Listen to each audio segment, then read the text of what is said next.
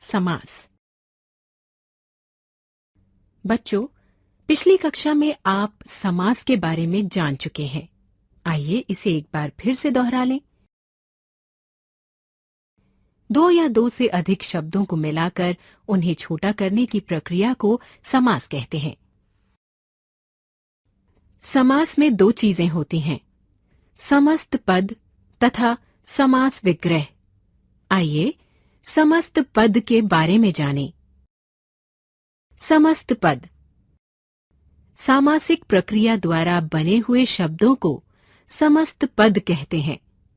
समस्त पद में कम से कम दो शब्द होते हैं। पहले पद को पूर्व पद और दूसरे पद को उत्तर पद कहते हैं। जैसे घुड़सवार समस्त पद है। ये तीन शब्दों यानी घोड़े पर सवार का संक्षिप्त रूप है।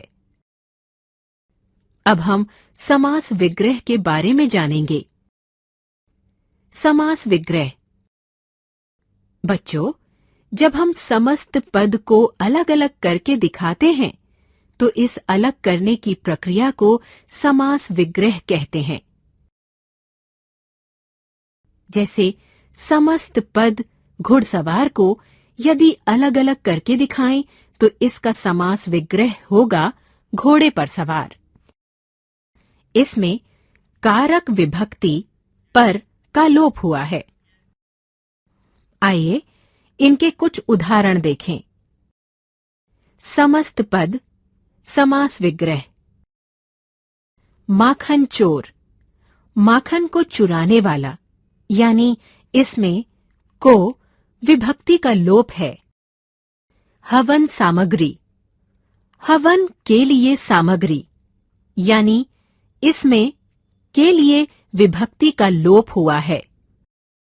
अब आप समास विग्रह और समस्त पद को समझ गए ना? बहुत अच्छा। आइए हम सब समास के भेदों को जानें। बच्चों, समास के 6 भेद होते हैं। अव्ययी भाव समास, तत्पुरुष समास, द्विगु समास, द्वंद्व समास, कर्मधारय समास और बहुव्रीहि समास। पहला, अव्ययी भाव समास। अव्ययी भाव समास में पहला पद प्रधान या अव्यय होता है, उसे अव्ययी भाव समास कहते हैं। इसका सामासिक पद भी अव्यय बन जाता है। जैसे अनजाने समस्त पद है। अन इसका पहला पद अव्यय है, इसका समास विग्रह हुआ बिना जाने। इन उदाहरणों से और अच्छी तरह से समझते हैं। समस्त पद पहला पद समास विग्रह। भर पेट, भर पेट भरकर। बेकसूर, बिना कसूर के। यथाशक्ति, यथा शक्ति के अनुसार। दूसरा, तत्पुरुष समास। जिस समास में दूसरा पद प्रधान होता है उसे तत्पुरुष समास कहते हैं। इस समास में कारकों की विभक्तियों का लोप होता है। उन विभक्तियों के नाम के अनुसार इसके और भी भेद किए गए हैं। जैसे कर्म तत्पुरुष समास। धन प्राप्त समस्त पद का यदि विग्रह किया जाए तो इसका समास विग्रह होगा धन को प्राप्त। इसमें कर्म कारक की विभक्ति को का लोप हुआ है, इसलिए ये कर्म तत्पुरुष समास है। जैसे शरणागत, शरण को आया हुआ। यश प्राप्त, यश को प्राप्त। करण तत्पुरुष समास। बच्चों, जिस समास में करण कारक की विभक्ति से अथवा द्वारा का लोप होता है उसे करण तत्पुरुष समास कहते हैं। जैसे तुलसी कृत, इसका समास विग्रह है तुलसी द्वारा रचित। इस समस्त पद में करण कारक की विभक्ति द्वारा का लोप हुआ है, इसलिए ये करण तत्पुरुष समास कहलाएगा। आइए एक और उदाहरण से इसे और अच्छी तरह समझते हैं। मुंह मांगा, इसका समास विग्रह है मुंह से मांगा हुआ। इसमें करण कारक की से विभक्ति का लोप हुआ है, अतः ये भी करण तत्पुरुष समास है। ग संप्रदान तत्पुरुष समास। बच्चों, जिस समास में संप्रदान कारक की विभक्ति के लिए का लोप होता है उसे संप्रदान तत्पुरुष समास कहते हैं। जैसे पूजा घर का समास विग्रह है पूजा के लिए घर। इसमें संप्रदान कारक की विभक्ति के लिए का लोप हुआ है, इसलिए ये संप्रदान तत्पुरुष समास है। राष्ट्र प्रेम का समास विग्रह है राष्ट्र के लिए प्रेम। इसमें संप्रदान कारक की विभक्ति के लिए का लोप हुआ है, इसलिए ये संप्रदान तत्पुरुष समास है।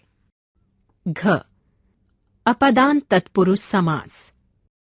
बच्चों, जिस समास में अपदान कारक की विभक्ति से का लोप होता है उसे अपदान तत्पुरुष समास कहते हैं। जैसे ऋण मुक्त, इसका समास विग्रह हुआ ऋण से मुक्त। धनहीन, इसका समास विग्रह हुआ धन से हीन। इसमें अपदान कारक की विभक्ति से का लोप हुआ है, इसलिए ये अपदान तत्पुरुष समास है।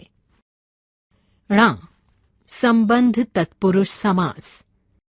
बच्चों, जिस समास में संबंध कारक की विभक्ति का, के, की का लोप होता है उसे संबंध तत्पुरुष समास कहते हैं।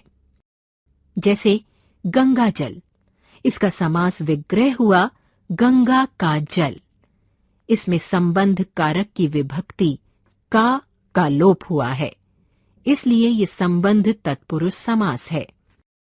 राष्ट्र चिन्ह, इसका समास विग्रह हुआ राष्ट्र के चिन्ह। इसमें संबंध कारक की विभक्ति के का लोप हुआ है, ये भी संबंध तत्पुरुष समास है। अमृत धारा, इसका समास विग्रह हुआ अमृत की धारा। इसमें संबंध कारक की विभक्ति की का लोप हुआ है, इस प्रकार ये भी संबंध तत्पुरुष का उदाहरण है।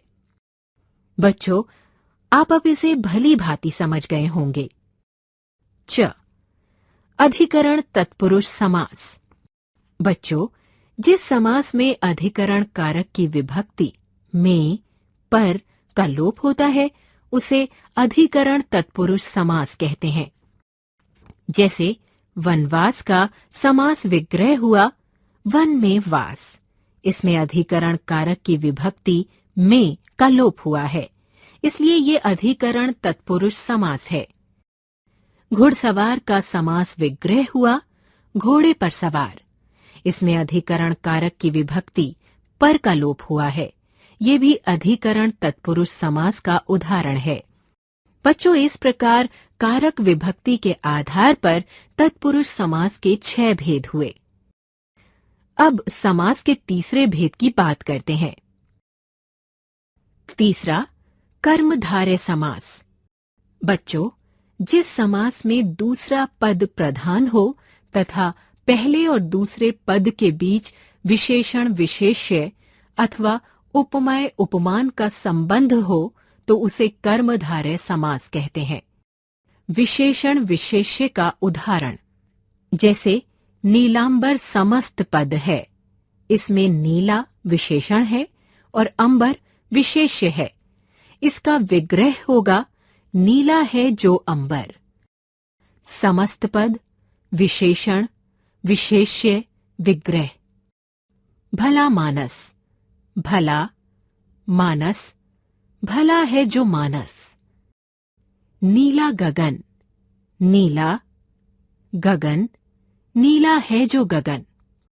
उपमेय उपमान का उदाहरण, जैसे मृगनयन समस्त पद है। इसमें मृग उपमान है, नयन उपमेय है। इसका विग्रह होगा मृग के समान नयन। आइए इसके कुछ और उदाहरण देखते हैं।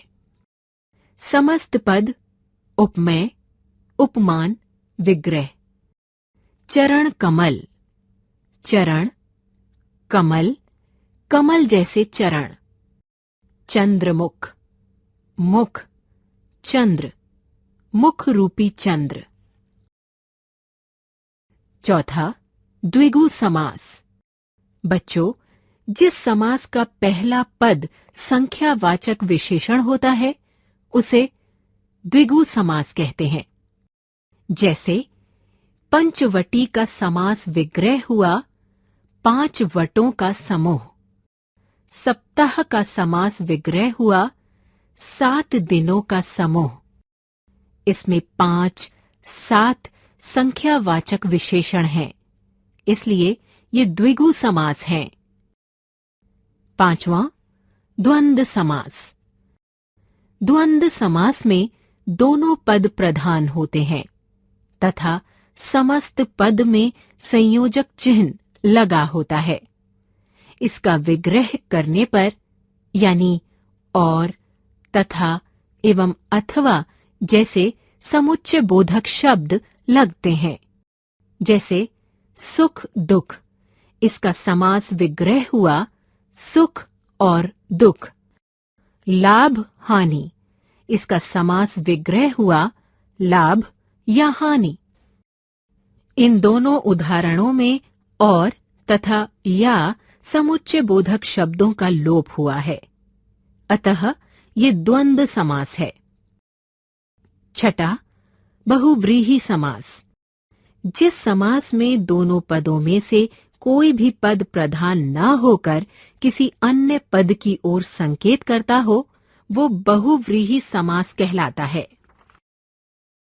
जैसे विषधर का समास विग्रह हुआ विष को धारण करने वाला अर्थात सांप। पंकज का समास विग्रह हुआ पंख यानी कीचड़ में उत्पन्न होने वाला अर्थात कमल।